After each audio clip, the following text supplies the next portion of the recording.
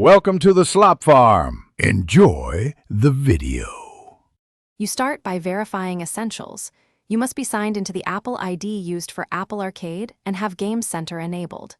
Once done, make sure your device is updated and online so changes sync. Now open Settings and tap Game Center. This is where Arcade pulls your display name. You'll see a nickname field near the top. Tap it.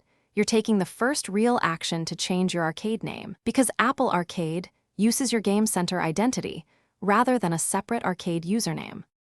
You'll now change the nickname itself. Tap the nickname field and type the new name you want others to see in Apple Arcade.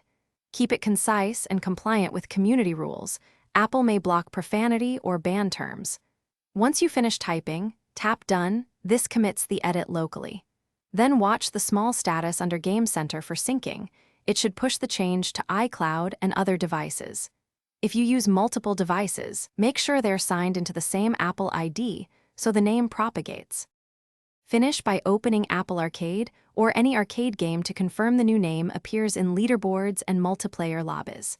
If the old name still shows, sign out of Game Center and sign back in or restart the device to force a refresh. Make sure iCloud syncing is active. Sometimes the change stalls if iCloud is disabled.